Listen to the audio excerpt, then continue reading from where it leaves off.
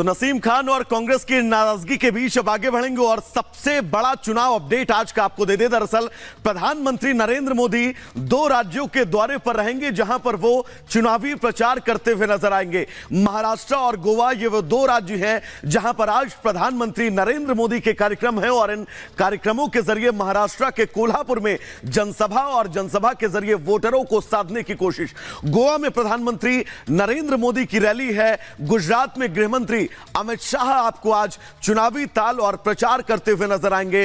पोरबंदर, भरूच, पंचमहल में आज गृहमंत्री अमित शाह की सभा होनी है। कोशिश यही है कि गुजरात के रण में भी शानदार प्रदर्शन बीजेपी करे, पिछले लोकसभा चुनाव की तरह। वडोदरा में भी अमित शाह का भव्य रोड शो होना है, जिसको लेकर तैयारियां पूरी कर ली गई हैं। वडोदरा की सड़कें सजी हुई हैं। बात मुख्यमंत्री योगी आदित्यनाथ की करें तो हाथरस, फिरोजाबाद और औरैया में योगी आदित्यनाथ की जो है वो सभा होनी है। इस बीच एक बड़ी खबर आपको बताएंगे। तीसरे चरण के लिए प्रधानमंत्री नरेंद्र मोदी का धुआंधार शानदार प्रचार जारी है। महाराष्ट्र, गोवा, मध्य प्रदेश में रैलियां हैं। कोल्हापुर, दक्षिण गोवा और धार में चुनाव प्रचार करते हुए प्रधानमंत्री नजर आएंगे।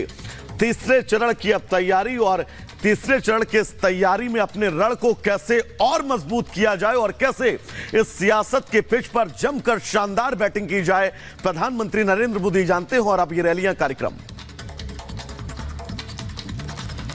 तो लोकसभा चुनाव में 2 चरणों का मतदान संपन्न हो चुका है और एक तरफ बीजेपी बम्पर जीत का भरोसा जता रही है तो वहीं इंडी गठबंधन सत्ता में वापसी करने के दावे कर रही है। गर्मी के बीच भले ही जो प्रतिशत है वो थोड़ा सा घटा है, लेकिन क्या कुछ हुआ है 2 चरणों में, इस खास रिपोर्ट में आपको दिखाते हैं।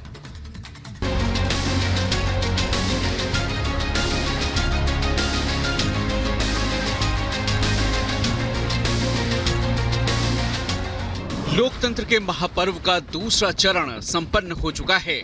मतदान प्रतिशत भले ही पिछली बार से कम हो, लेकिन सियासी पारा चरम पर है। जीत के अपने अपने दावे हैं।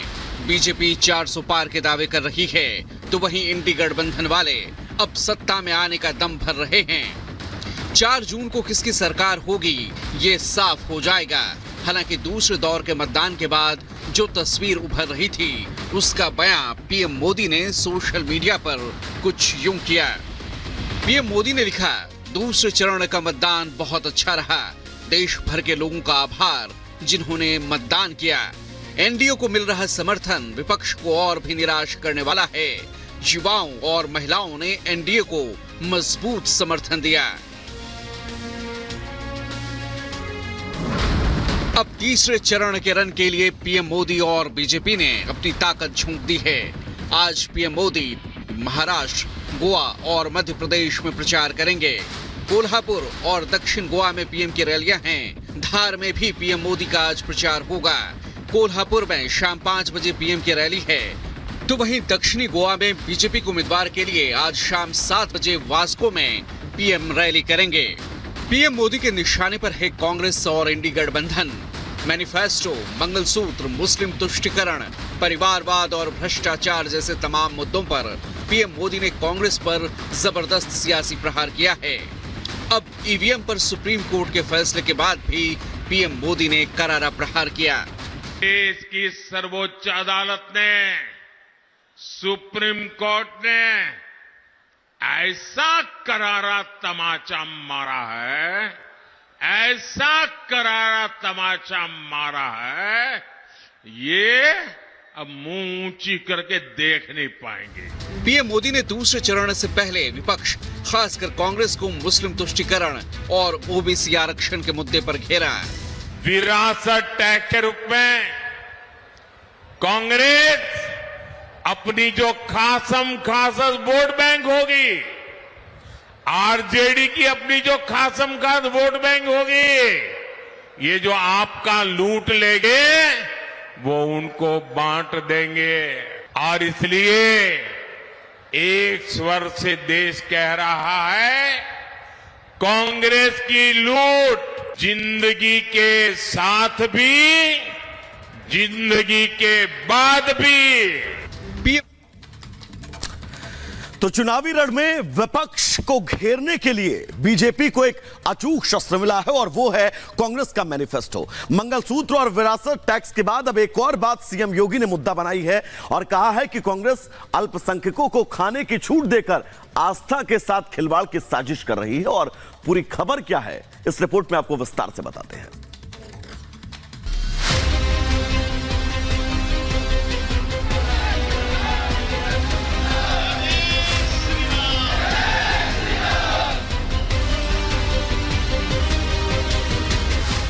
वह गौकसी कराने का खुली छूट देंगे। क्या आप गौकसी को छूट देंगे क्या?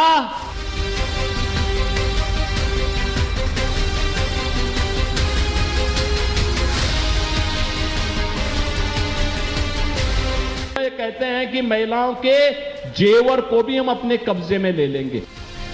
कांग्रेस का चुनावी घोषणा पत्र, वो मैनिफेस्टो जिसमें लिखी बातों को बीजेपी हर रोज मुद्दा बना रही है। चुनावी रैली में कांग्रेस के सच को उजागर कर रही है।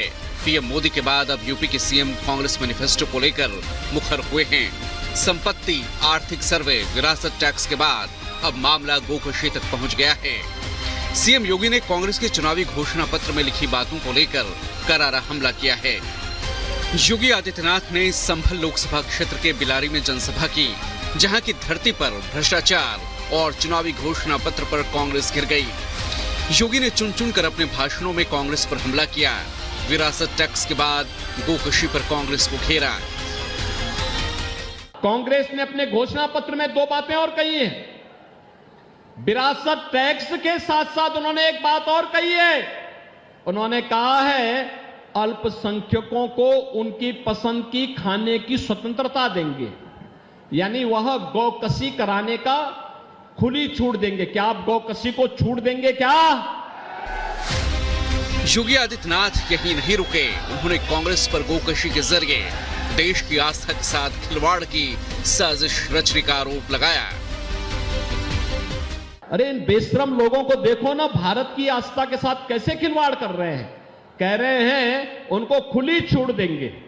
अरे कैसे हो सकता है? जिस गाय को हम माता मानते हैं, जिसको हमारा शास्त्र कहता है कि गाओ विश्वस्य मातरम्, उस गौ माता को एक काटने के लिए देंगे कसाईयों को।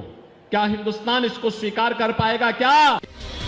ये कोई पहली बार नहीं है जब सीएम योगी चुनावी रण में कांग्रेस पर हमलावर हुए हों।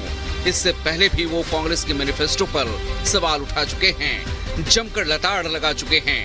विरासत टैक्स पर कांग्रेस की मंशा को बेनकाब करने के साथ साथ सीएम योगी ने कांग्रेस के चुनावी घोषणा पत्र को महिलाओं की संपत्ति जब्त करने वाला बताया।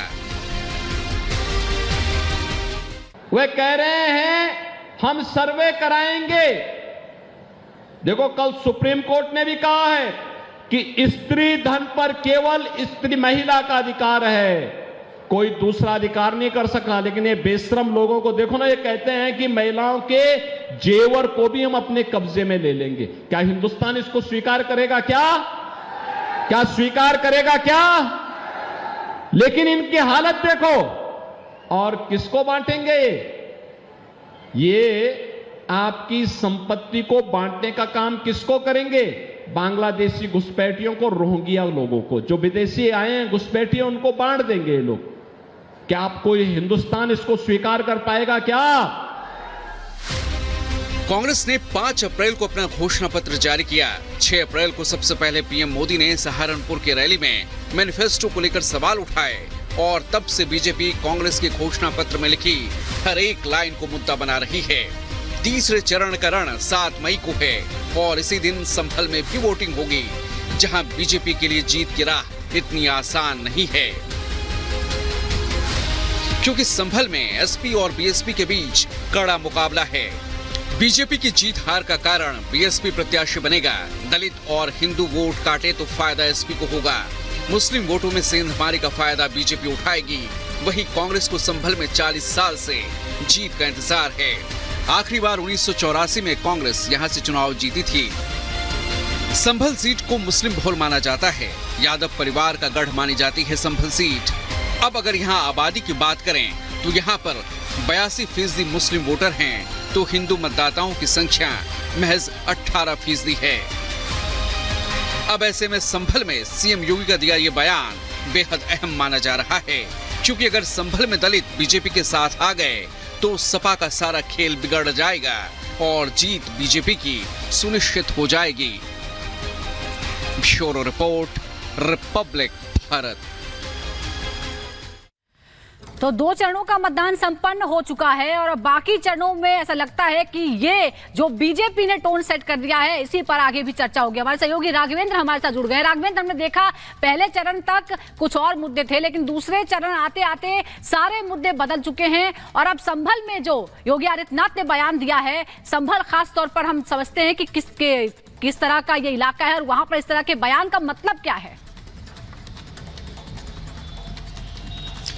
देखिए, उत्तर प्रदेश की राजनीति 2 चरण की वोटिंग के बाद जबरदस्त गर्म हो चुकी है।